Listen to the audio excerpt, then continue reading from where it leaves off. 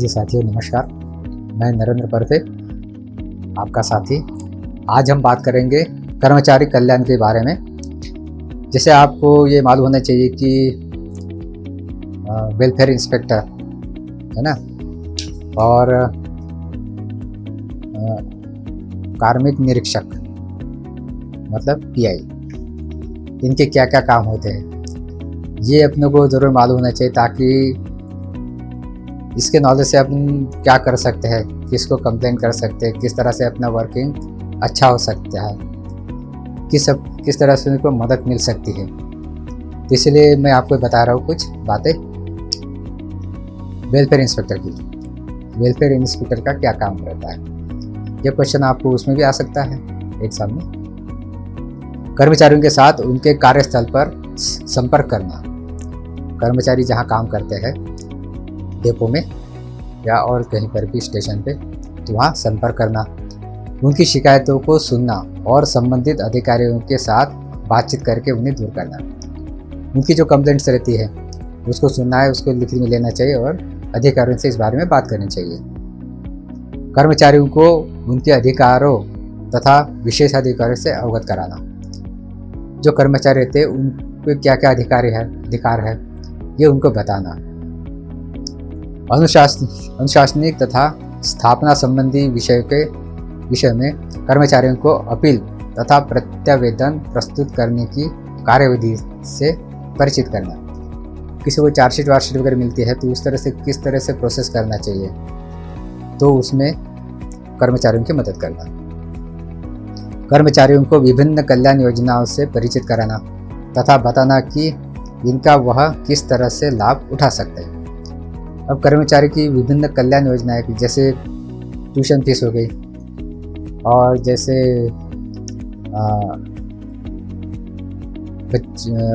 बच्चे की स्कॉलरशिप हो गई, स्कॉलरशिप फंड कितना रहता है और किस तरह से आवेदन करना चाहिए, उसकी डेट क्या है, लास्ट डेट क्या है, किस डेट में अपने करना है।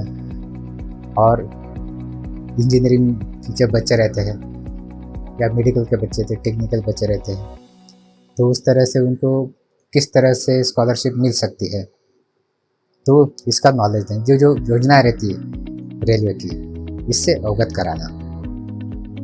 कर्मचारियों को अपने काम काज करने तथा जीवन यापन की स्थितियों में सुधार करने में सहायता कर देना। कर्मचारियों के जो वर्किंग है वो किस तरह से अच्छा हो सकता है और उनकी जीवन यापन की स्थिति कैसी अच्छी हो सकती है। जब उनकी काम अच्छा होगा, जीवन यापन की स्थिति अच्छी होगी, ये तो उद्देश्य रहता है अपना ड्यूटी का, तो पैसा कमाते किस लिए।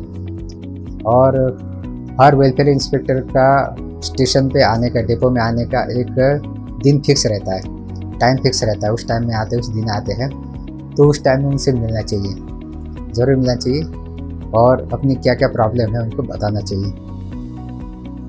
विभिन्न कल्याण गतिविधियों का संचालन तथा पर्यवेक्षण करना, जैसे सरकारी समितियाँ, स्टोर, कैंटीन, बाल हित प्रस्तुति केंद्र, खेल, शैक्षिक सुविधाएं, वयस्कों, स्त्रियों तथा बच्चों के लिए अलग अलग रेलवे कर्मचारियों की परिवारों के लिए कार्यक्रम, अवकाश कैंपों आयोजन तथा अन्य सांस्कृतिक कार्यक्रम। जैसे अवकाश कैंप रहते हैं, बच्चों के भी रहते हैं और एम्प्लॉयज़ के भी रहते हैं, उस बारे में बात करें, उस बारे में नॉलेज देना कर्मचारियों को। उसके बाद खेल कूद के बारे में, उसके बाद बहुत सारी ड्राइंग एग्जाम रहती है और बहुत सारी ऐसी एक्टिविटीज़ रहती है, तो उस एक्टिविटीज़ को ड्राइंग देती है। कर्मचारियों को अवगत कराना, तो उनका काम रहता है। स्टाफ काउंसिल का संचालन और पर्यवेक्षण आदि। रेलवे अस्पतालों से आवश्यकता के समय रेलवे कर्मचारियों को चिकित्सा सुविधा प्राप्त करने में सहयोग। जैसे कोई बीमारी होती है किसी तरह से और कोई आवश्यकता पड़ती है, तो उनको उस तरह से नियम बताना और उनको सहायता देना। विभिन्न मजदूर अधिनियमों के अंतर्गत कर्मचारियों को उनके अधिकारों तथा कर्तव्यों के बारे में सहयोग देना। विभिन्न मजदूर अधिनियम, जो मजदूरों के जो अधिनियम है उनके बारे में, नियमों के बारे में बताना। रेलवे कॉलोनियों का दौरा करना तथा सफाई, क्वार्टर के रखरखाव, पानी तथा रोशनी की व्यवस्था में सुधार करने के उपाय करना। रेलवे कॉलोनी में बहुत सारी प्रॉब्लम्स रहती है। किसी का घर टपक रहा है, किसी की छत का सीमेंट निकल रहा है और RW ध्यान नहीं दे रहा, कंप्लेंट करते जा रहे, पानी नहीं बराबर नहीं आ रहा, पानी कम आ रहा, लाइट की व्यवस्था नहीं हो रही। तो इस तरह से बहुत सारी चीज़ें रहती है कॉलोनी में, रेलवे कॉलोनी में। तो उसके उपाय करना। सेवा मुक्त होने वाले कर्मचारियों को सेटलमेंट देयताओं तथा पेंशन के भुगतान में सहयोग देना तथा स्वर्गीय कर्मचारियों के परिजनों को उनकी देयता दिलाने में सहायता करना।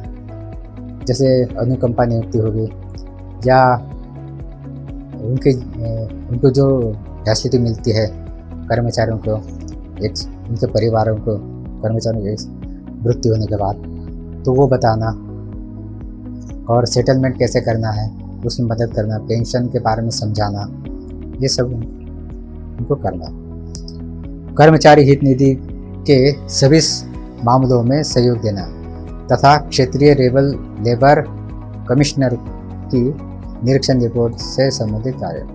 कर्मचारी हित निधि के सभी मामलों में सहयोग देना। कर्मचारी की जो हित निधि रहती है, स्कॉलरशिप वगैरह जो बोलते हैं, तो वो सभी काम करना है उनको।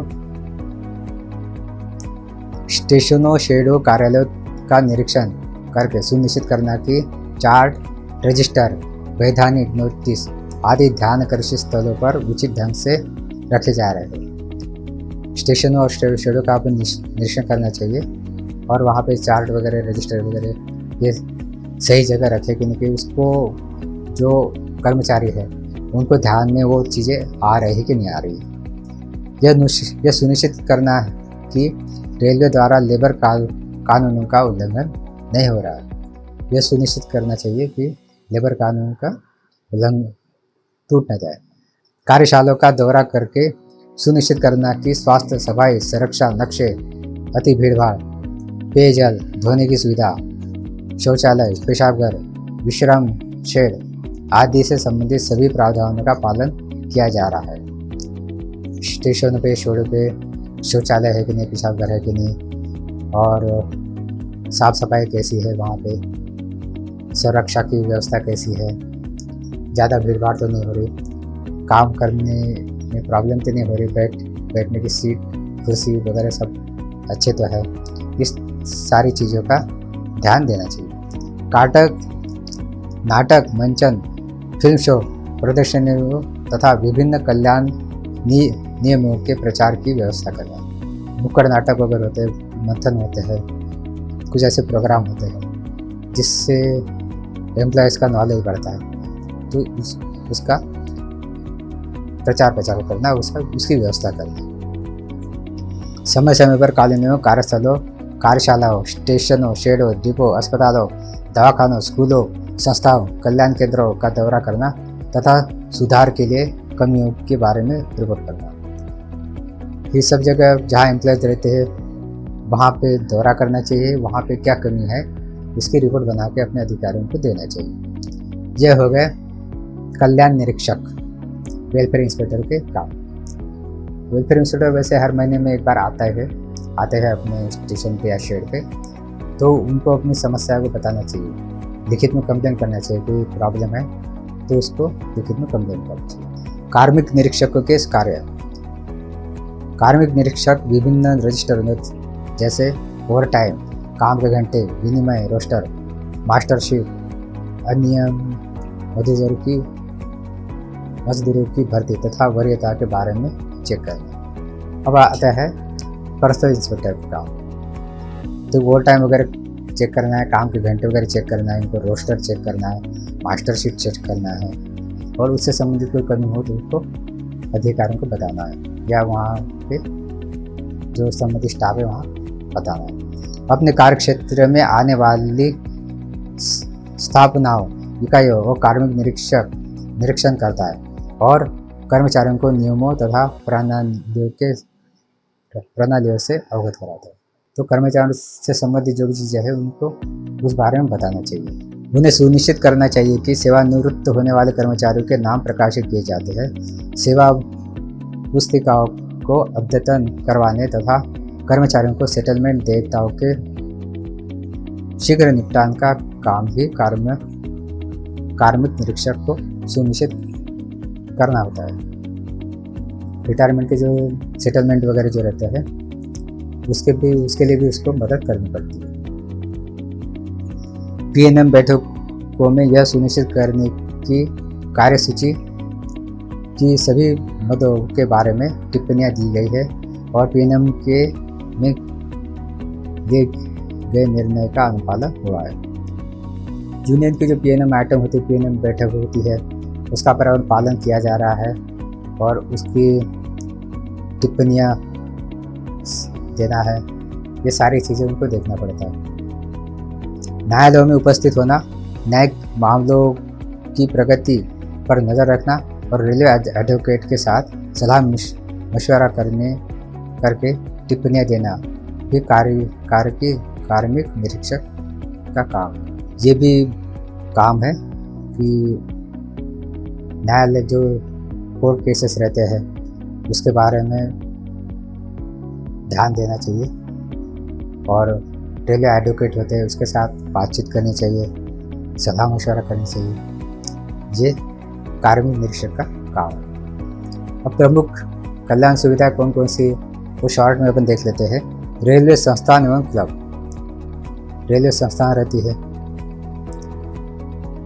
इसमें खेलकूद, पुस्तकालय, टीवी, बड़े हॉल, स्टेज, ये सारी चीज़ें होती हैं। संस्थानों का संगठन। संस्थानों का संगठन करना। तरनताल होती है, तरनताल मतलब तालाब। रेल कर्मचारी और उनके परिवार के लोग इसकी सुविधा उठा सकते हैं। रेलवे कर्मचारियों के बच्चों को विद्यालय की सुविधाएं और शैक्षिक सहायताएं, जैसे ट्यूशन फीस वगैरह जो रहता है, स्कॉलरशिप वगैरह रहता है बच्चों को, पहले 2 जीवित बच्चों के लिए रहता है, पहले 2 बड़े जीवित बच्चों के लिए ये रहता है। शिक्षा शुल्क प्रतिपूर्ति, उसके बाद शारीरिक रूप से विकलांग, मानसिक रूप से अविकसित बच्चों के मामले में शिक्षा शुल्क, उनकी स्कॉलरशिप ज़्यादा रहती है और स्कूल फीस भी ज़्यादा रहती है। छात्रावास अनुदान, हॉस्टल सब्सिडी, अवकाश गृह और स्वास्थ्य लाभ गृह।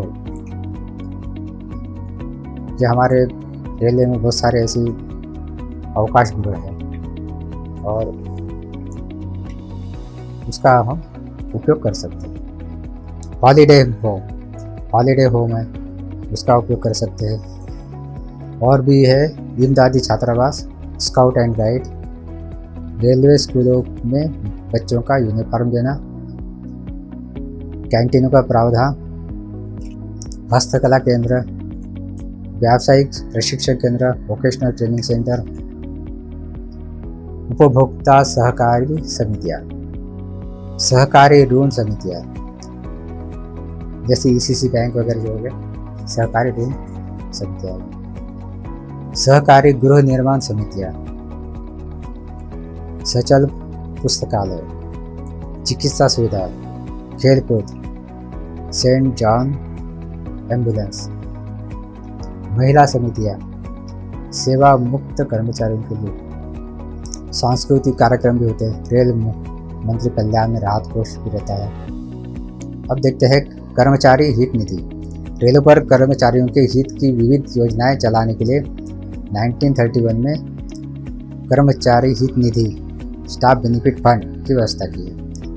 इस निधि के उद्देश्य संगठन, धनराशि व्यवस्था आदि यहाँ दिए जा रहे हैं। उद्देश्य, इस निधि का उद्देश्य शिक्षा, मनोरंजन, स्काउट गतिविधियों और खेलकूद के अतिरिक्त सुविधा की व्यवस्था करना। इस निधि से धन देकर चलाई जा रही कुछ महत्वपूर्ण गतिविधियां में रेल कर्मचारियों के परिजनों के लिए हस्तशिल्प केंद्र, स्थापन करना, क्षय रोग, कैंसर, कुष्ठ रोग, हृदय रोग से पीड़ित कर्मचारियों को वित्तीय सहायता देना,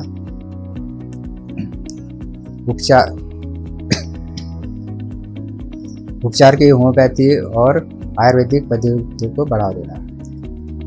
आयुर्वेदिक डॉक्टर आते हैं और होम्योपैथी डॉक्टर भी आते हैं हमारे DRM ऑफिस में, तो उसका ये भी इस योजना के अंतर्गत आते हैं। निधि के उद्देश्य की पूर्ति नीचे लिखे कार्य से होती है। कर्मचारी वृंद और उनके बालकों की शिक्षा संबंधी सहायता जब नियमानुसार कोई सहायता दिए न हो। कर्मचारी वृंद और उनके बालकों के आमोद प्रमोद, क्रीड़ा, स्काउटिंग तथा आमोद के लिए कर्मचारी वृंद या उनके कुटुंबों के सदस्यों या पूर्व सदस्यों में से किसी के कष्ट के लिए सहायता। कर्मचारियों या उनके कुटुंबों की रुग्णता या प्रसूति के लिए चिकित्सा उपचार परिचय इसके अंतर्गत नहीं आता। कर्मचारियों के कुटुंबों की रुग्णता और प्रसूति के लिए स्कीम जो है वो इसके अंतर्गत नहीं आता है। इन सुविधाओं में रेल सुरक्षा बल के कर्मचारी भी पात्र माने जाते हैं। इनकी संख्या भी कुल कर्मचारियों में शामिल करके धन की स्वीकृति दी जाती है। रेल महाप्रबंधक की स्वीकृति से कोई अन्य सहायता भी मिल जाती है। अब देखते हैं निधि से जमा की जाने वाली रकम। जुर्माने से प्राप्त सभी रकम, जब तक भविष्य निधि और बोनस से प्राप्त सभी रकमें। इसके अतिरिक्त इस निधि में प्रत्येक वित्तीय वर्ष की 1 अप्रैल को रेल के राजस्व से प्राप्त वार्षिक अनुदान प्रति व्यक्ति 20 रुपये की दर से जमा किया जाएगा। यह जमा समूह ग और घ रेल कर्मचारियों की 31 मार्च को तथा विद्यमान स्थायी और अस्थायी सदस्य संख्या पर आधारित है। ये तो 20 रुपये अमाउंट ये तो चेंज होती रहती है। निधि का प्रबंध रेल मुख्यालय में क्या होता है?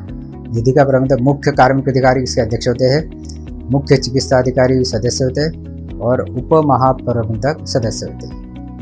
मान्यता प्राप्त संघों के 6 कुल 12 सदस्य, जिनका बंटवारा मान्यता प्राप्त संघों के बीच बराबर कर दिया जाएगा। कार्मिक अधिकारी इनके सचिव होते हैं। मंडल मुख्यालय में क्या होता है? प्रत्येक मंडल में एक मंडल कर्मचारी हित निधि समिति होती है। यह समिति अध्यक्ष के अतिरिक्त निम्नलिखित में से मिलकर गठित होगी। एक अधिकारी जिसका नाम निर्देशन मंडल रेल प्रबंधक करेगा। प्रत्येक मान्यता प्राप्त संघ से 2 प्रतिनिधि, एक कल्याण निरीक्षक जिसका नाम निर्देशन मंडल प्रबंधक द्वारा किया जाएगा। समिति के सचिव के रूप में कार्य करेगा।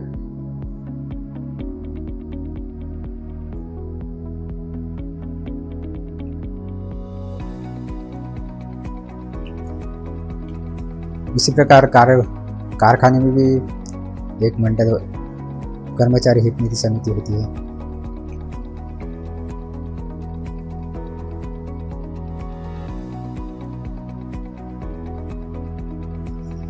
अब खर्च के उदाहरण, जैसे खर्च कहाँ होता है इसका?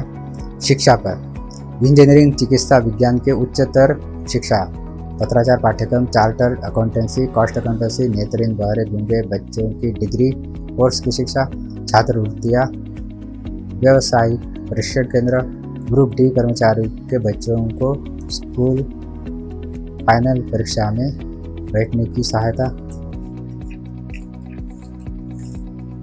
फिर आता है मनोरंजन, इंस्टीट्यूट मनोरंजन क्लब, खेलकूद क्लब, महिला समिति, बच्चों के कैंप, सांस्कृतिक गतिविधियाँ के लिए अनुदान, अस्पतालों में अंतर्गत रोगियों के लिए पुस्तक, प्राइमरी स्कूल के बच्चों के दोपहर का भोजन,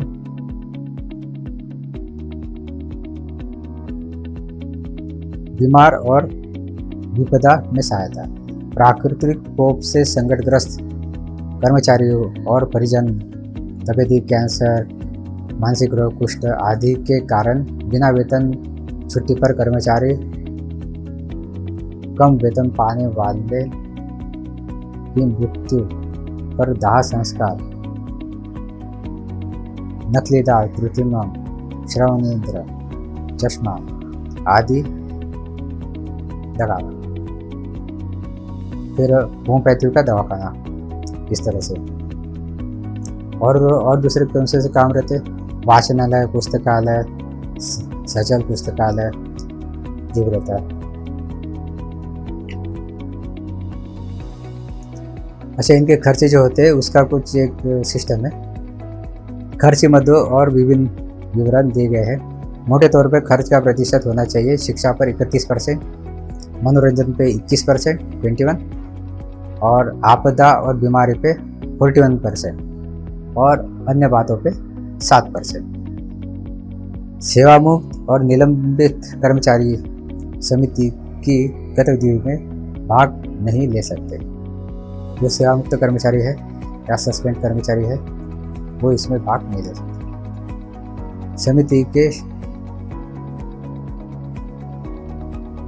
समिति के स्टेशनरी, फार्म, डाक आदि के खर्च रेलवे राजस्व से होंगे। बैठक में जलपान आदि का खर्च समिति द्वारा स्वयं करें। चुने हुए प्रतिनिधि को बैठकों के लिए विशेष पास मिलेगा। समिति के खातों हिसाबों की जांच लेखा विभाग और ऑडिट वाले करेंगे। वार्षिक रिपोर्ट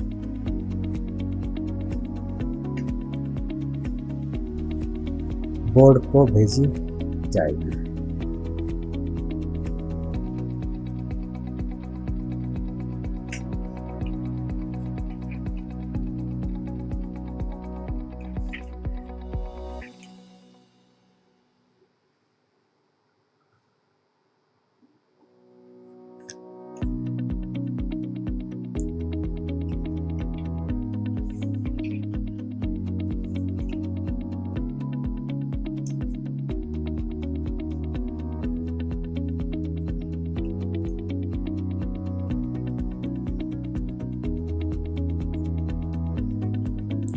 साथ ही अब आते हैं अपन पेंशन और अन्य सुविधा के बारे में। सेवा मुक्ति पर मिलने वाली सुविधाएं।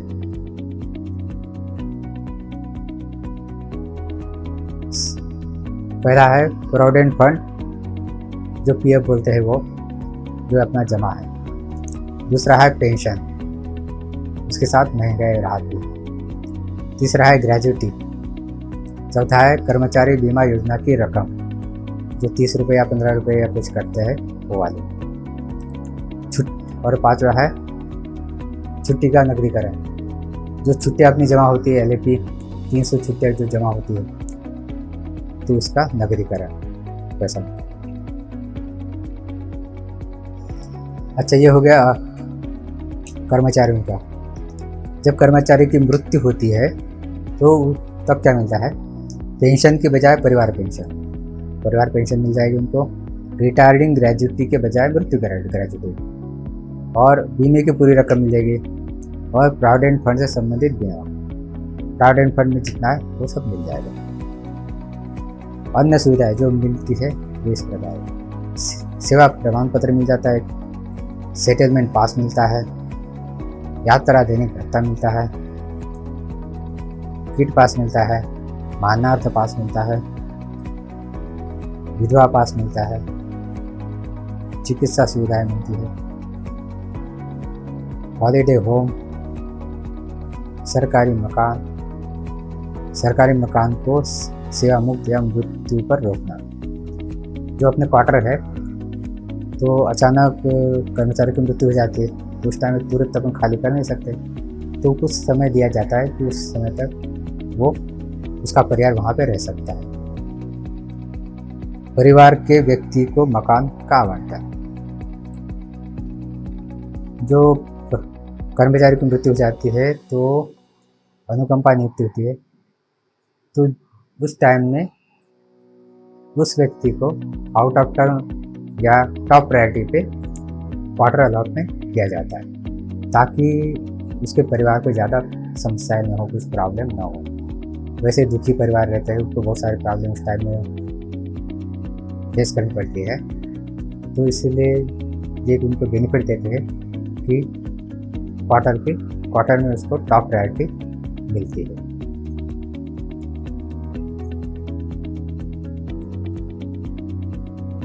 अनुकंपा के आधार पर किसी की नियुक्ति, परिवार का कोई सदस्य रहता है, पत्नी रहती है, बच्चे रहते हैं, पुत्री या पुत्र संतान, तो इनको अनुकंपा नियुक्ति मिलती है।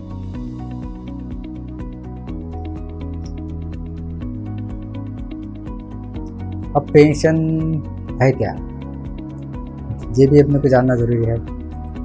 पेंशन वो होता है कि जो हम 25-30 साल की जो सर्विस करते हैं,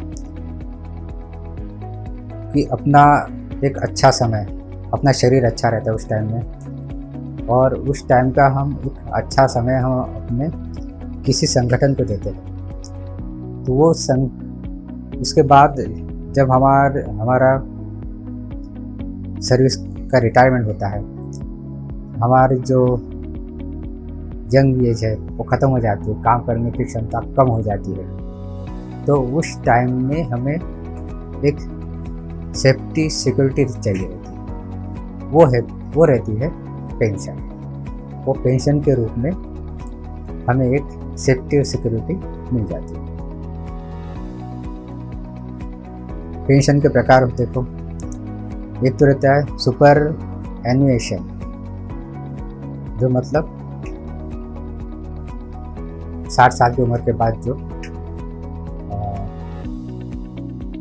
सेवानिवृत्ति होती है, उसके बाद जो पेंशन मिलती है उसको बोलते हैं सुपर एन्युएशन। सेवा मुक्ति या रिटायरमेंट पेंशन, 30 साल की सर्विस हो जाती है या 60 साल की उम्र होती है, उसके बाद जो सेवानिवृत्ति होती है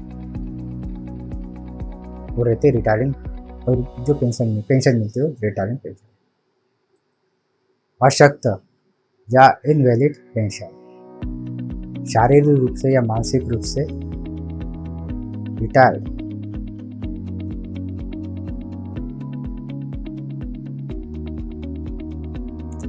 जो हो जाते हैं, तो उसमें जो पेंशन मिलती है वो क्षतिपूर्ति या कंपेंसेशन पेंशन।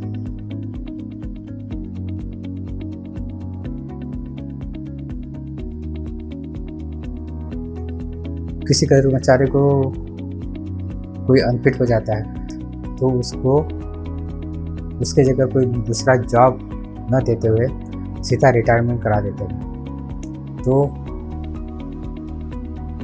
वहाँ पर जो मिलती है वो 13 मई 1998 से रिटायरमेंट की उम्र होगी 60 वर्ष।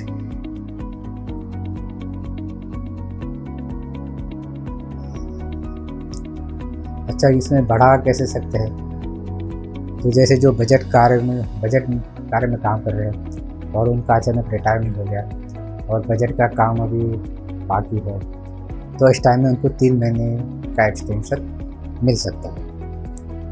चिकित्सा क्षेत्र में या विज्ञान के क्षेत्र में 62 वर्ष तक आप एक्सटेंशन कर सकते हो। अंतर्राष्ट्रीय स्तर के जाने माने वैज्ञानिक को 64 वर्ष की आयु।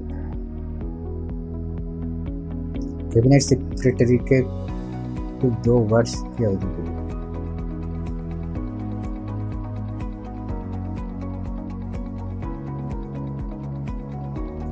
चिकित्सा और विज्ञान क्षेत्र में विशेषज्ञ के बारे में प्रक्रिया। रिटायर होने वाला विशेषज्ञ केवल उत्कृष्ट अधिकारी ही न हो, किंतु दूसरों से उसका कद बहुत ऊंचा हो,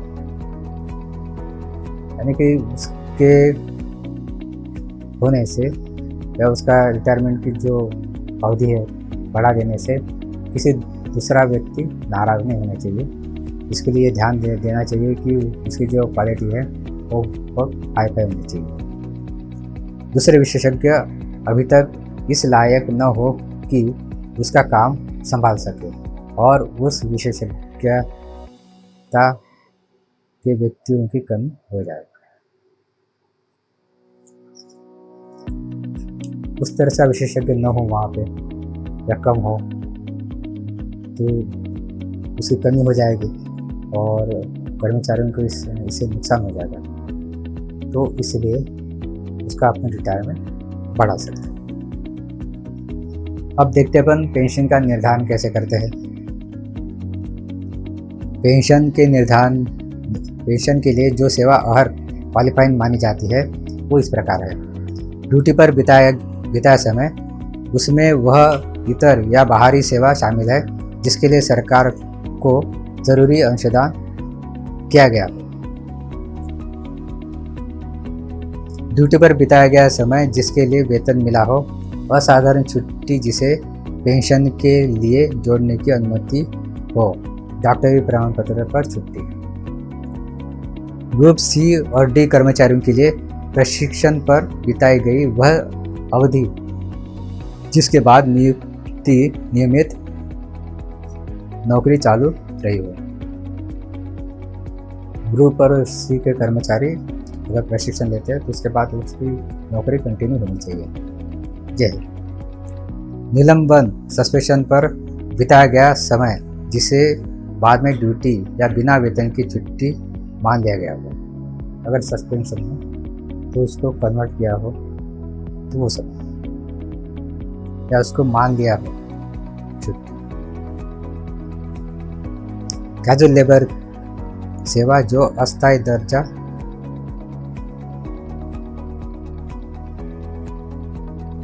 कैजुअल लेबर सेवा जो अस्थायी दर्जा मिलने के बाद विघ्न के नियमित कैजुअल लेबर सेवा जो अस्थायी दर्जा मिलने के बाद बिना विघ्न के नियमित हो गई हो, उसका आधा जोड़ा गया। एमआरसीएल जो रहते हैं, एमआरसीएल की आधी सभी जुड़ जाएगी। उसने मान लो जैसे 1 साल काम किया है तो 6 महीने उसकी जुड़ जाएगी।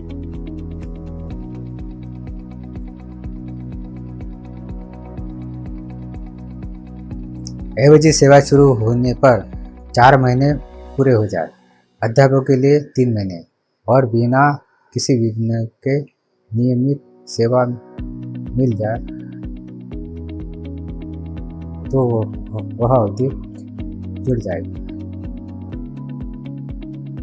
जिसे अहर सेवा नहीं माने वह अवधि कौन सी है? निलंबन की उसी रूप में रह गया है। निलंबन जो है वो वैसे ही रह गया हो, उसको कन्वर्ट नहीं किया हो, बिना उसे छुट्टी में कन्वर्ट नहीं किया हो, बिना डॉक्टरी प्रमाण पत्र की असाधारण छुट्टी, बिना डॉक्टरी प्रमाण पत्र की असाधारण छुट्टी, बिना वेतन की छुट्टी, 18 साल से कम आयु की सेवा, अप्रेंटिस सेवा, हड़ताल जो डेंस नॉन रह गई, छात्रवृत्ति या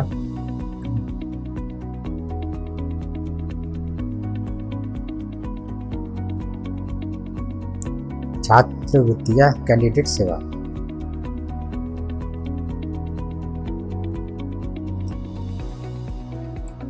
बाईस 11/2003 से यह निर्णय लिया गया है कि 18 वर्ष से कम आयु की मिलिट्री सेवा अहर्क सेवा की गणना के लिए मान्य होगी। मिलिट्री सेवा जो है वो मान्य होगी।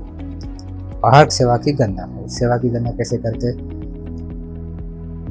अहर्क सेवा बराबर नियुक्ति से रिटायर्ड होने तक की कुल सेवा, जब से नियुक्ति हुए तब से लेके रिटायर्ड तक, प्लस कोई अतिरिक्त लाभ 5 साल तक, माइनस गैर अहर्क सेवा।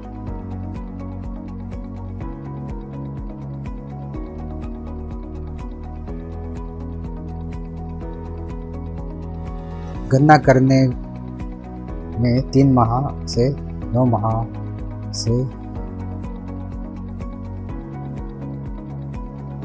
कम का हिस्सा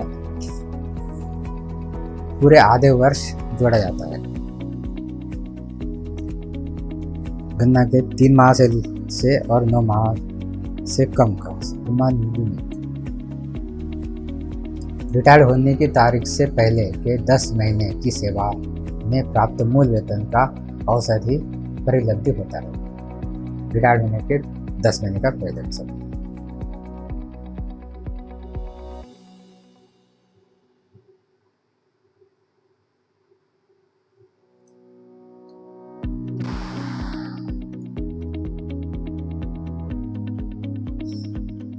उस पीरियड में अगर कोई सस्पेंड हो या असाधारण छुट्टी है तो उसको नहीं जोड़ा जाता है।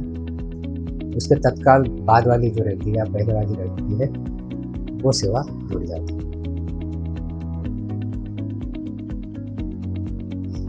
पेंशन पाने के लिए क्या शर्त है? कर्मचारी की 20 साल की सेवा पूरी होनी चाहिए।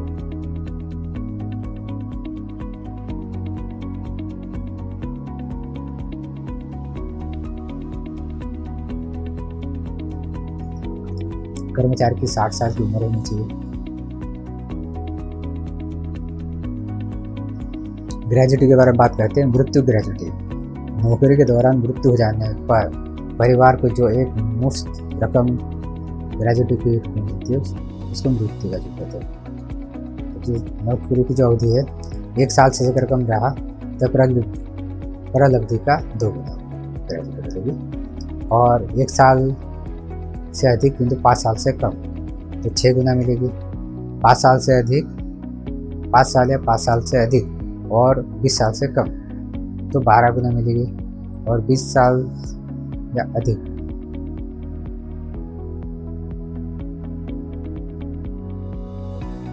पूरी की गई हर सेवा के प्रत्येक 6 महीने के लिए कर देने का आधा रिटायरिंग ग्रेजुटी के अनुसार।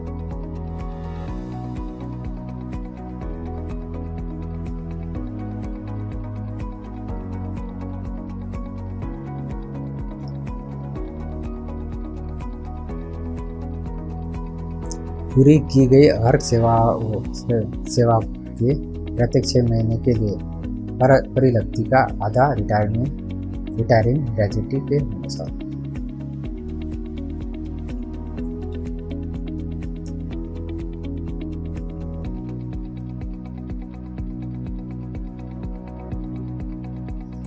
अब इसका भुगतान कैसे होना चाहिए? 3 महीने से अधिक का विलंबन नहीं होना चाहिए, नहीं तो उसको ब्याज देना पड़ेगा। जो प्रोविडेंट फंड में जो ब्याज मिल रहा है उतना उसको ब्याज देना पड़ेगा।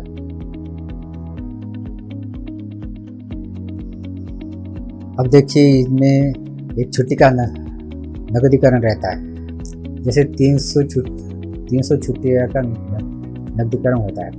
अगर 300 से ज़्यादा रहे तो वो लैप्स हो जाती है। अगर मान लो 300 से कम है, मान लो 200 ही है, तो 200 का नकदीकरण होगा एलएपी का, और बाकी 100 छुट्टियाँ जो है 100 छुट्टियाँ आपकी ले ली जाएंगी एचपीएल के बैलेंस से। जो हाफ पे लीव है आपकी उसी के दौरान जो कटती है उस हाफ पे लीव का इसमें कन्वर्ट करना पड़ेगा। उसका क्या रहता है कि वो जैसे 200 छुट्टियाँ तो एलएपी की ले लेंगे, और बाकी जो 100 छुट्टियाँ है वो 100 छुट्टियाँ लेंगी हाफ पे लीव से, तो वो 100 छुट्टियों का आधा पेमेंट हमें मिलेगा। 100 छुट्टियों का आधा पेमेंट मतलब 50 छुट्टियाँ, उसका पेमेंट मिलेगा। टोटल कितने 250 छुट्टियों का पेमेंट हमको मिल जाएगा, प्राप्त होगा। 200 वो और 100 का आधा 50 ये।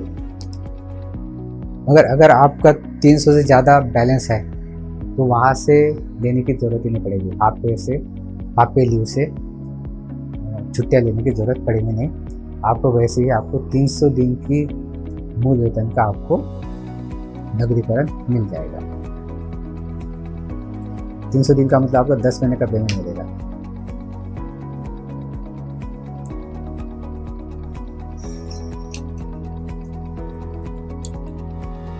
पेंशन पेंशन निर्धारण कैसे किया जाता है इसका देखते हैं। तो जैसे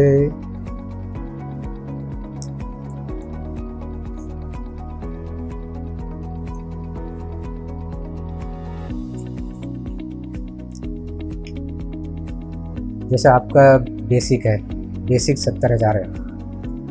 एक अपन उदाहरण लेते हैं, तो 10 माह का 70,000, 10 माह का देखते हैं कि 10 माह में उसकी बेसिक 70,000 है, तो उसका एवरेज हो गया। सेवा की अवधि 33 साल। अगली जन्म तिथि पर आयु 61 वर्ष। 60 वर्ष में आपका रिटायरमेंट हो गया, तो अगली जो है वो 61 वर्ष हो जाएगी। 61 वर्ष में कंप्यूटेशन का दर देखते हैं। 61 वर्ष में कंप्यूटेशन का दर है 9.81 और इसका प्रत्येक रुपए पर हो गया 117.72, ये इसका दर हो गया। अब इसकी पेंशन कैसे निकालेंगे, तो 70,000 का हाफ कर लेंगे, 35,000 इसकी पेंशन होगी। अब पेंशन परिवर्तन कम्यूटेशन,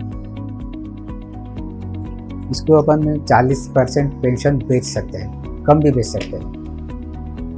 ये नहीं कि 40% बेचना चाहिए, तो कम भी बेच सकते हैं। अगर उसके लिए अब और एक नया नियम आया है, कुछ सुधारना संशोधन हुआ है नियम में, तो अपने कम से कम 3 महीने पहले हेड क्वार्टर को लिख के देना पड़ेगा, मतलब जीएम ऑफिस में जीएम को परमिशन देनी पड़ेगी 3 महीने पहले। और उसके बाद बहुत सारी चीज़ें आई है, वो भी चेक करना पड़ेगा, उसको कुछ मेडिकल वगैरह भी है, ये भी देखना पड़ेगा। तो अगर हम लोग कम्यूटेशन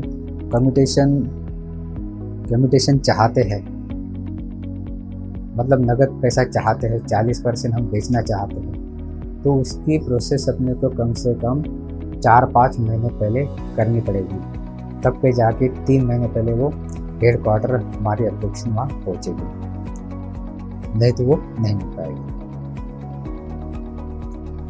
अब कंप्यूटेशन कैसे करते हैं,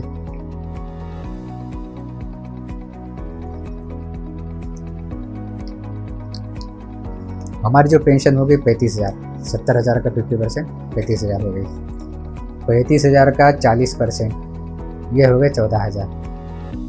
अब 14,000 को जो अपन ने 61 वर्ष में जो देखा है कि 1 रुपये की वैल्यू कितनी है, 117.72, 117 रुपये 72 पैसे। तो 14,000 को इससे मल्टीप्लाई करेंगे 117.72 से, तो कितना आता है, लगभग 16,48,000। तो ये आपको मिलेगा जो आप बेचेंगे 40%। तो 40% अगर आपकी बेसिक 70,000 है, तो आपको कितनी मिलेंगी, 16,48,000, मतलब 16.5 लाख मिल जाएगी। अब ग्रेजुटी पहले 10 लाख रुपए थी, अब वो बढ़ा के 20 लाख कर दी, मगर वो 20 लाख पूरे 20 लाख आपको नहीं मिलेगी। 20 लाख एक लिमिटेशन है, मैक्सिमम है, उसको कैलकुलेशन करके फिर आपको कितनी मिलनी चाहिए वो तय करेंगे। उसका कैलकुलेशन ऐसे बताना संभव नहीं है, क्योंकि उसमें है 70,000 प्लस 11900 मल्टीप्लाई 15 डिवाइड बाय 26। 26 क्यों करते हैं, क्योंकि 26 दिन होते हैं, एक महीने में 26 दिन होते हैं, 30 दिन का महीना रहता है, 4 छुट्टी चल जाती, 26 दिन होते हैं, ठीक। और उस तरह से वो निकाला जाता है।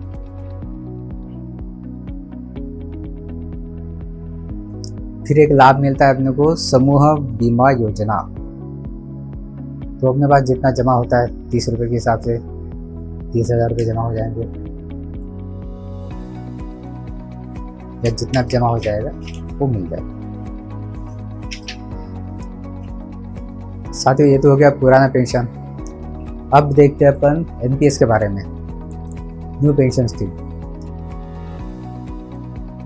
इसमें क्या है कि -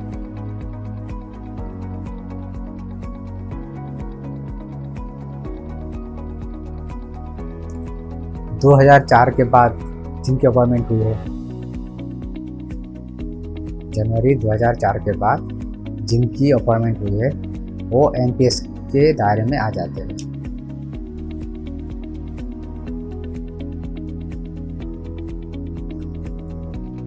इस नई अंशदायी योजना के अधीन कर्मचारी के वेतन और महंगाई भत्ते का 10% उनके वेतन से काट ले जाना जाता है, वो जमा होता है।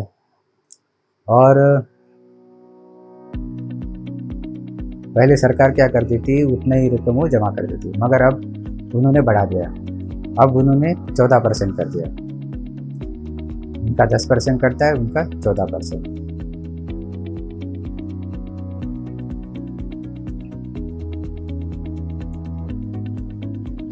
पेंशन अंशदाय और जमा रकम के योग पर एक निश्चित सीमा तक टैक्स का लाभ दिया जाएगा।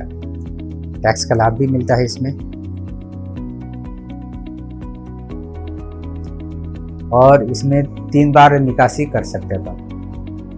3 बार अपन ने कुछ कंडीशन दी गई है, तो उस कंडीशन में मैक्सिमम 3 बार वहाँ से पैसा निकाल सकते हैं। अच्छा, ये जो पैसा है, ये पैसा क्या रहता है, एक फंड का प्रबंधन रहता है। इसको प्रबंधक रहता है फंड। इसमें कुछ पैसा सरकारी सिक्योरिटी में जमा करते हैं, कुछ कॉर्पोरेट बॉन्ड जमा करते हैं, कुछ इक्विटी में जमा करते हैं। तो जो सरकारी सिक्योरिटी में रहता है वो तो गारंटेड रहता है। जो कॉर्पोरेट बॉन्ड रहते हैं उसमें भी थोड़ी बहुत गारंटी रहती है। और जो इक्विटी रहती है, उसी को इक्विटी मतलब बॉन्ड, उसमें कोई गारंटी नहीं रहती है, वो कम ज़्यादा होती रहती है शेयर वगैरह में। तो शेयर के मार्केट वगैरह गिरते हैं, कभी बढ़ते हैं। एक्चुअली क्या है कि ये लॉन्ग टर्म वाला है। जैसे मान लो आपकी नौकरी लगी है 20 साल की उम्र में, 20 की उम्र है आपकी, आपका फंड का पैसा कट रहा है, रिटायरमेंट की उम्र होगी 60, मतलब 40 साल आपको नौकरी करना है। तो 40 साल में जो है, जो शेयर है, तो ये शेयर का पैसा उस टाइम में बड़ा फ़ायदेमंद रहता है। लॉन्ग टर्म में ये फ़ायदेमंद रहता है। कॉर्पोरेट बॉन्ड में भी ये फ़ायदेमंद रहता है। अगर ये शॉर्ट टर्म में रहता है तो ये उतना फ़ायदेमंद नहीं रहता है। शॉर्ट टर्म में बड़े नुकसान होता है, कभी कभी ज़्यादा नुकसान हो जाता है। मगर जब लॉन्ग टर्म में रहता है तो ये फ़ायदेमंद रहता है। अब हो सकता है किसी की नौकरी 25 साल की में लग जाए, 30 साल में लग जाए, क्योंकि कॉम्पिटिशन बहुत है।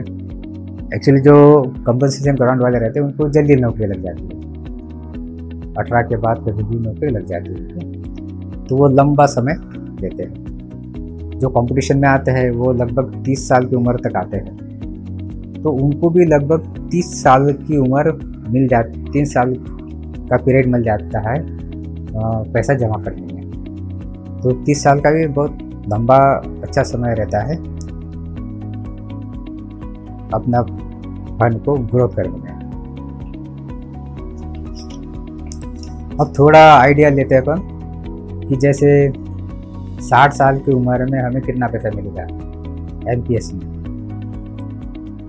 वैसे ये लगभग जो है, लगभग वाली चीज़ है, मतलब ये फिक्स नहीं है कि इतना ही पैसा मिलेगा, कम ज़्यादा मिल सकता है, बहुत सारा वेरिएशन रहेगा इसमें। क्योंकि 30 साल बाद या 40 साल बाद बहुत सारी चीज़ें चेंज होती है, नियम चेंज हो जाते हैं, कॉर्पोरेट के या शेयर के रेट्स कम ज़्यादा हो जाते हैं।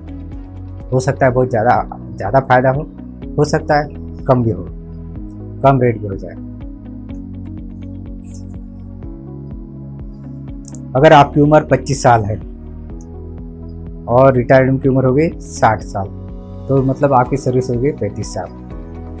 अब अगर 35 साल में अगर मान लो आप 1000 रुपये प्रति माह जमा करते हो एनपीएस में, तो आपको पेंशन कितनी मिलेगी 60 साल की उम्र में? जो 35 साल आपको लगातार जमा करना है। एक साल के हो गए तो 12 महीने, और 35 साल के कितने महीने हो गए तो कैलकुलेट कीजिए, उतने महीने अपने को जमा करने हैं। तो अगर 1000 रुपये अपन जमा करते हैं तो लगभग 1200 रुपये के आसपास अपने को पेंशन मिलेगी। 2000 करते हैं तो 2400, 3000 करते हैं तो 2600, 4000 करते हैं तो 4800, 5000 करते हैं तो 60,000, 6000 करते हैं तो 72,000, 7000 करते हैं तो 85,000, 8000 करते हैं तो 97,000, 9000 करते हैं तो 1 लाख के ऊपर 1,03,000 या ऐसा कुछ, और 10,000 प्रति माह करते हैं तो आपको 1,21,000 प्रति माह पेंशन मिलेगी। ये हो गया आपके 35 साल बाद वाली।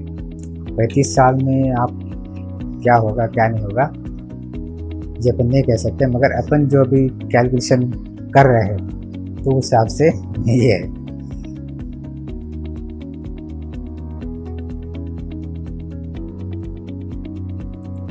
अगर आपकी उम्र 30 साल है, ये ऊपर वाला कैलकुलेशन है लगभग 25 साल की उम्र वाला। अगर आपकी उम्र लगभग 30 साल है तो आपकी 30 साल की सर्विस हो गई, और इसमें अगर आप 9,000 जमा करते हैं तो 30 साल में आपको 32,40,000 रुपये आपके जमा हो जाएंगे। कुल मिला के आपके जमा हो जाएंगे 2 करोड़ रुपए। 32,40,000 रुपये आपके जमा होंगे 30 साल में 9,000 प्रति माह जमा करते हैं तो उस पर गवर्नमेंट का जो जमा करते हैं वो, और हर साल इस पे इंटरेस्ट मिलेगा।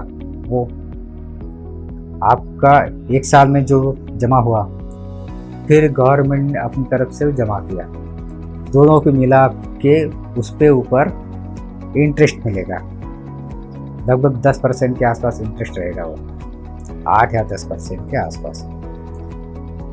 तो इस तरह से 1 साल हो गया, इंटरेस्ट मिला कि वो रकम हो गई। फिर दूसरे साल फिर उतनी रकम आपने जमा की, मतलब रकम तो हमेशा जमा ज़्यादा होती रहती है, इंक्रीमेंट लगते रहता है, तो आपकी जो इंक्रीमेंट डे वगैरह लगता रहता है तो आपकी रकम जो है वेरिएबल रहती है, वो ज़्यादा जमा होती है। अपन ये उदाहरण के लिए यहाँ समझा रहे हैं। तो इतनी रकम आपकी जमा हो जाएगी, गवर्नमेंट से भी उतना वो अपना कंट्रीब्यूशन देंगे, ज़्यादा देंगे, क्योंकि वो 14%, आपका 10%, उसका 14%, उसका ज़्यादा होगा। और पिछले साल का जो जमा है वो, और इस साल आपने जो जमा किया वो, पिछले साल का जो ब्याज है वो, ये तीनों जमा, तीनों इकट्ठा हो गए। फिर इसके ऊपर आपको नया ब्याज मिलेगा। जो ब्याज मिलेगा ये तीनों चीज़ों के ऊपर नया ब्याज मिलेगा, तो वो रकम बहुत ज़्यादा बढ़ जाएगी। और इस तरह से तीसरे साल और ज़्यादा हो जाएगा, चौथे साल और ज़्यादा हो जाएगा। इस तरह से ज़्यादा करते करते वो लगभग 30 साल में 2 करोड़ हो जाएंगे। आपकी कितनी जमा हो जाएगी, सब मिला के, ब्याज मिला के, गवर्नमेंट का कंट्रीब्यूशन और आपका कंट्रीब्यूशन, ये सब मिला के लगभग 2 करोड़ हो जाएंगे। इसमें से 2 करोड़ में से आपको 60% आप लमसम निकाल सकते हैं, 50% भी निकाल सकते हैं, और 40% की आपको पेंशन लेनी पड़ेगी। कम से कम 40% की पेंशन आपको लेनी ही पड़ेगी, 40% से कम से नहीं ले सकते आप।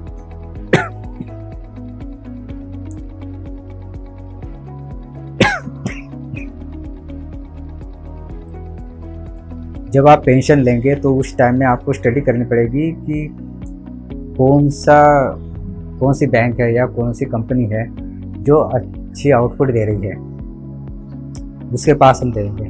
जैसे LIC है, SBI है, तो इस तरह से 3-4 कंपनियां रहेगी सेंट्रल गवर्नमेंट के लिए। तो उसमें से अपने को एक कंपनी चूज़ करनी पड़ेगी और हम बोलेंगे कि भाई ये इस कंपनी से हम पेंशन लेंगे।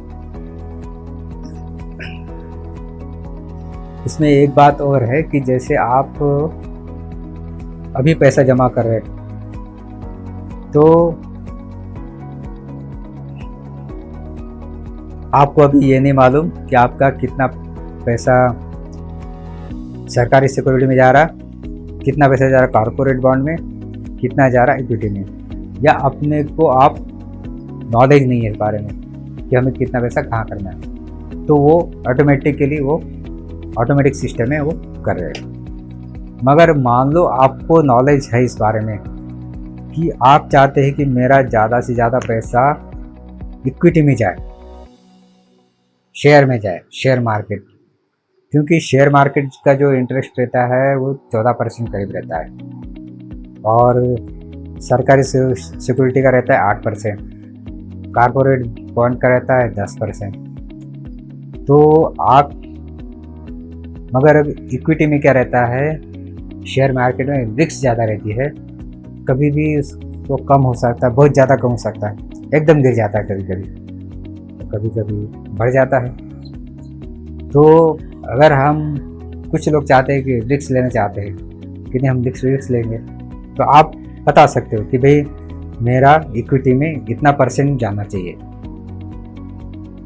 और 50% इक्विटी में जाना चाहिए, 25% कॉर्पोरेट में और 25% सिक्योरिटी में। आप उसको गवर्नमेंट को या सरकार डिपार्टमेंट को आप बता सकते हो, उस तरह से आप कर सकते हो। कुछ दिनों बाद ऐसा लगता है कि नहीं मैंने गलत डिसीजन ले लिया, कि ये डिसीजन सही है, तो ऐसा करते हैं अपन कि 40% कर देते हैं, 40% इक्विटी में कर देते हैं और 40% कॉर्पोरेट में करते हैं, 40 और 4 80 हो गए, और 20% सरकारी सिक्योरिटी में।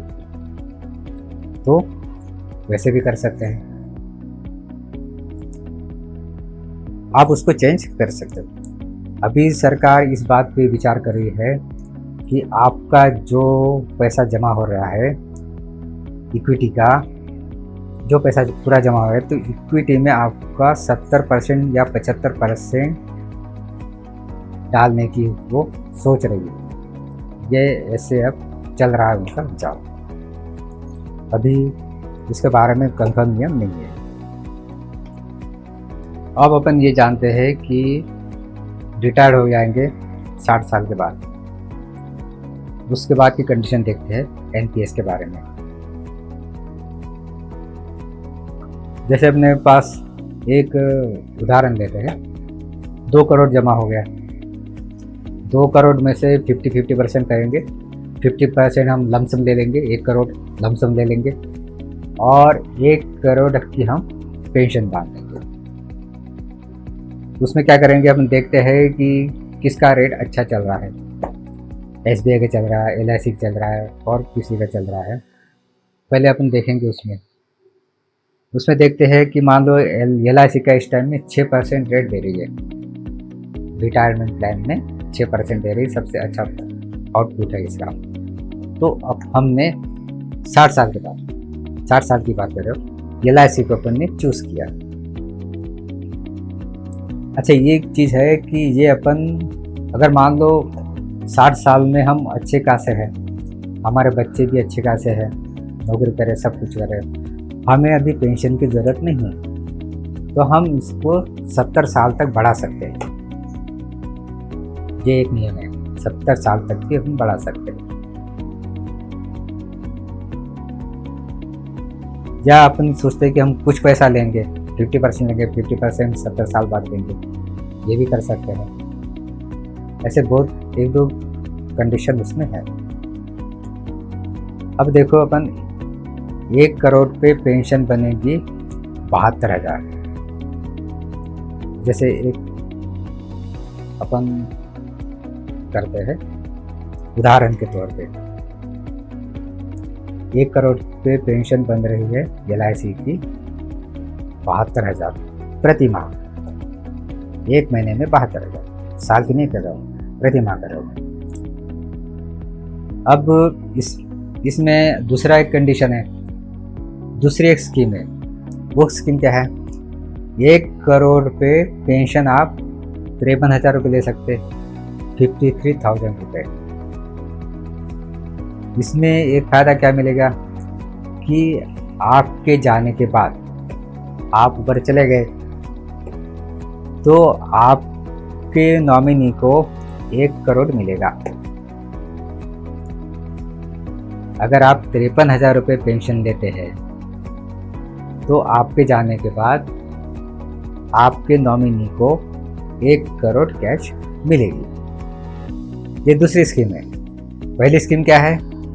आपको कैश नहीं मिलेगी, आपको 72,000 रुपये पर मंथ पेंशन मिलेगी। पहली स्कीम होगी। दूसरी स्कीम में आपको 53,000 रुपये पर मंथ पेंशन मिलेगी और 1 करोड़ रुपये आपके नॉमिनी को मिलेगा आपके जाने के बाद। ये वेरिएशन हो सकता है इन सब में, क्योंकि 60 साल के बाद, 30 साल सर्विस करने के बाद क्या कंडीशन होगी, 1 करोड़ जमा होने के बाद क्या कंडीशन होगी, क्या नियम होंगे, वो अलग से। मगर वर्तमान में ये नियम है। तीसरी कंडीशन क्या है? तीसरी स्कीम, 1 करोड़ पे पेंशन बनेगी आपकी 62,000 रुपये, है ना। उसके बाद आपके मिसेस को मिलेगी 62,000 रुपये पेंशन। आपको भी 62,000 मिलेगी, आपके मिसेस को भी 62,000 मिलती रहेगी या चलती रहेगी आपके पास। ये होगी तीसरी स्कीम। इसमें आपको 1 करोड़ रुपये नहीं मिलेगा और 72,000 रुपये नहीं मिलेगी, 53,000 रुपये नहीं मिलेगी।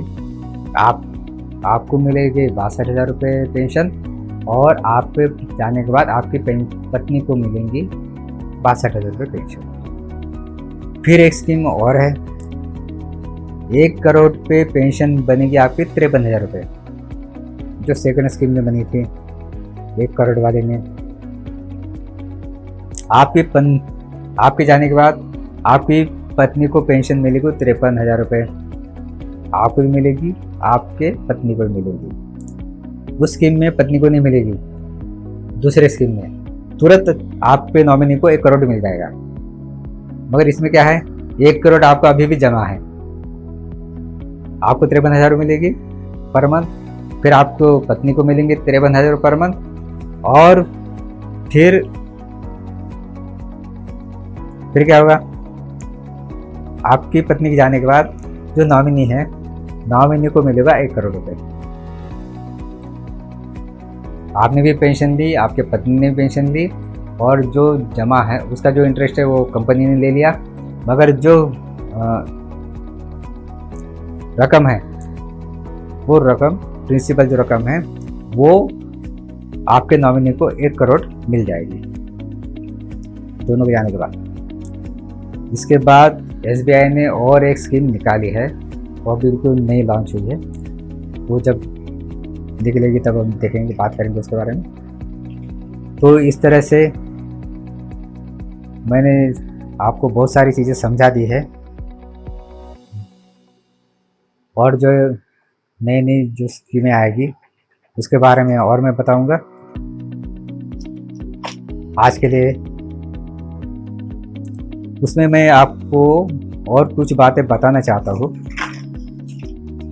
कि एक PPF होता है, बैंक में जो खुलता है PPF, तो PPF खाता ज़रूर खोलना चाहिए। उसमें रेट ऑफ इंटरेस्ट 8% के आसपास होता है, उससे कम ज़्यादा चलता है थोड़ा बहुत। और जैसे NPS जो रहता है, NPS आपको मिलेंगे 30 साल बाद, और छोटी मोटी रकम मिल जाएगी बीच बीच में, 3 बार अपन उसको निकासी कर सकते हैं, और कुछ कंडीशन है, उसी कंडीशन में ही उसको निकाल सकते हैं। मगर वो निकालने में उतना फ़ायदा नहीं है, क्योंकि लास्ट में वो रकम बहुत ज़्यादा मिलेगी, 1 करोड़ रुपये मिलेगी, वो बहुत ज़्यादा होती है। बीच में आप निकाल दोगे तो उस जो लास्ट में जो रकम मिलेगी उसको प्रभाव पड़ेगा, उसका रकम कम ज़्यादा हो जाएगी। इसीलिए क्या करना है कि पीपीएफ जो है कम से कम 2000 रुपये आप पीपीएफ कटवाना चाहिए। उससे क्या होता है कि एक अपनी सेविंग हो जाती, फिक्स सेविंग हो जाती। ये सेविंग ऐसी है, ये 15 साल का रहता है। 15 साल का पीरियड थोड़ा सा शॉर्ट रहता है। इसमें बीच में आप लोन भी ले सकते हो। लोन नहीं लेना चाहिए, लोन लिए तो फिर उसका इंटरेस्ट नहीं मिलता, मगर इमरजेंसी कोई पड़ती है तो लोन ले सकते हो। या 15 साल का पीरियड ज़्यादा नहीं होता, 10 साल बाद भी उसमें कुछ निकाल सकते हो। तो इस तरह से न निकालते हुए ये 15 साल के लिए शॉर्ट टर्म के लिए अच्छी स्कीम है। और मैं आपको एडवाइस करूँगा कि आप पीपीएफ का खाता निकालें और एक शॉर्ट रकम निकालें, जैसे 2000 रुपये, 3000 रुपये या 1000 रुपये या 5000 रुपये। इसमें ईसीएस के स्कीम में डालिए। ऐसे स्कीम मतलब आपको डायरेक्ट जमा करने की ज़रूरत नहीं पड़ेगी, बैंक के थ्रू ही उसको अपने आप कट जाएगी, आपको जमा करने की ज़रूरत नहीं पड़ेगी। इसमें एक चीज़ रहती है कि आप कितना भी सोचोगे कि मैं लमसम इतना पैसा डाल दूंगा या इतना पैसा पर मंथ डाल दूंगा, तो आप कभी भी नहीं डाल पाओगे। आप कभी भी इस तरह से नहीं डाल पाओगे। जब ईसीएस के थ्रू से जब पैसा कटेगा, ऑटोमेटिक कटेगा पैसा, तो वो अपने को मालूम ही नहीं पड़ेगा। 1000 रुपये मालूम ही नहीं पड़ेंगे कि कब कट रहे हैं, और वो सेविंग में जमा होते रहेंगे और उसका आउटपुट अपने को 15 साल बाद मिल जाएगा। एक अच्छी रकम मिल जाएगी तो उसको अपन कहीं पर भी इन्वेस्ट कर सकते हैं। उसके बाद अगर अपन इसको 2000 पर मंथ अगर जमा करते हैं तो 15 साल में ये हो जाएंगे लगभग 7,03,000 रुपये। तो 7,03,000 रुपये एकदम से अपन जमा नहीं कर सकते, या बड़ी रकम तो जमा नहीं कर सकते। इसमें तो पीपीएफ में तो और भी स्कीम है। इसमें स्कीम ऐसी है कि जैसे मान लो मैक्सिमम हम 1.5 लाख रुपए सालाना जमा करते हैं। अगर आप 1.5 लाख रुपए सालाना जमा करते हैं तो 20 साल बाद आपको आपके लगभग 1 करोड़ के आसपास जमा हो जाएगा। और अगर 1 लाख रुपए सालाना जमा करते हैं, 1.5 लाख मतलब पर मंथ हो गए 12,500 रुपये, और 1 लाख मतलब पर मंथ हो गए लगभग 8,000 रुपये।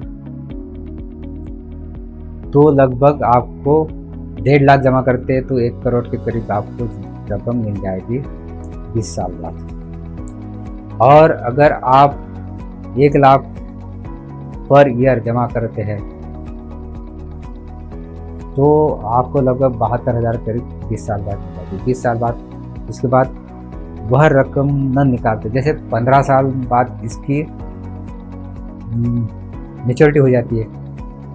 15 साल बाद हमें कोई काम नहीं पड़ता है, जैसे ऐसा लगता है कि यार अभी कोई काम है ही नहीं पैसे का, तो आप उसको 20 साल तक बढ़ाओ। 20 साल में क्या रहता है कि जो आप कंट्रीब्यूशन कर रहे हैं वो करते रहेगा। जो लमसम आपका जमा हुआ है, 25 लाख जमा हुआ है या 30 लाख जमा हुए या 36 लाख जमा हुआ है, वो बड़ी रकम जमा होगी। बड़ी रकम पे इंटरेस्ट भी वैसा ही मिलेगा, और जो अपन जमा कर रहे हैं वो भी उसमें जमा हो जाएगा। दोनों मिला के इंटरेस्ट, अच्छा तगड़ा इंटरेस्ट जमा हो जाएगा। तो ये आप उसको 5 साल तक एक्सटेंड कर सकते हो, 20 साल तक। फिर आपको ऐसा लगता है कि नहीं, मुझे और बड़ी रकम चाहिए, मेरे बच्चे सब ठीक ठाक है, अभी कोई काम नहीं है, 25 साल तक उसको और एक्सटेंड कर सकते हो। तो वो 5 साल में आप लगभग जितना जमा करोगे और जो आपने अभी तक जमा किया है वो ऐसे मिला के वो करोड़ों में उसका आउटपुट मिलेगा। ये हमेशा ध्यान रखिए कि एक छोटी सी रकम अभी हम इसको जमा कर रहे हैं और 15 साल के मैच्योरिटी के बाद उसको न निकालते हुए उसको 20 साल बाद निकालो या 25 साल बाद निकालो, तो वो रकम दुगने और तिगने जैसे आपको आउटपुट देगा। बहुत बड़ी रकम आपको मिलेगी। जैसे अपन देखते हैं कि 1 लाख अपन अगर 15 साल तक जमा करते हैं तो कितना जमा किया अपन ने, 29 लाख रुपए, है ना। तो 29 लाख का 20 साल में आपको कितना मिलेगा, 49 लाख, मतलब 50 लाख के आसपास मिल जाएगा। उसको अपन नहीं निकालते हैं और 5 साल और बढ़ाते हैं अपन अपना कंट्रीब्यूशन और जो रकम है वो, तो आपको लगभग 78 लाख आपके जमा हो जाएंगे। ये पीपीएफ की बात कर रहा हूँ मैं। 8% के इंटरेस्ट के हिसाब से 25 साल बाद आपको 78 लाख रुपए मिलेंगे।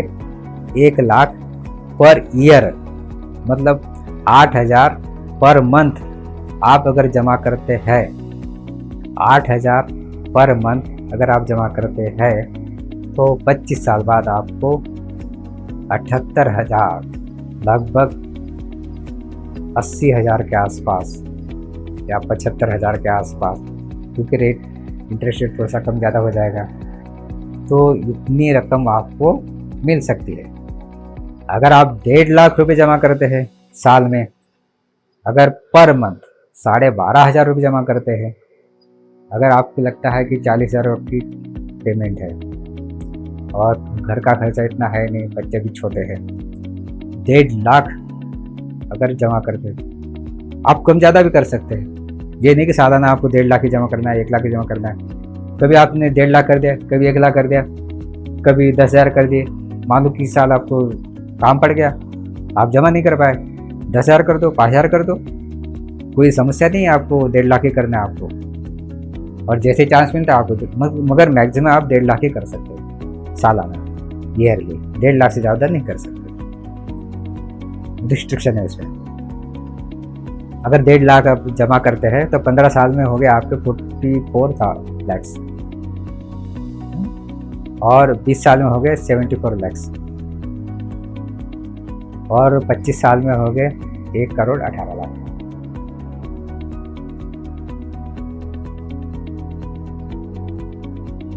मतलब 1.5 लाख अगर जमा करते हैं तो 25 साल में आपको 1 करोड़ मिल जाएगा। 1 करोड़ के ऊपर आपको रकम मिल जाएगी। तो साथियों, मैंने सोचा चलो आपके साथ बात कर ले, और मुझे कुछ थोड़ा बहुत नॉलेज है तो मैं अपने साथियों के साथ भी थोड़ा नॉलेज बांट दूँ। आपके लिए बहुत बहुत धन्यवाद। नमस्कार।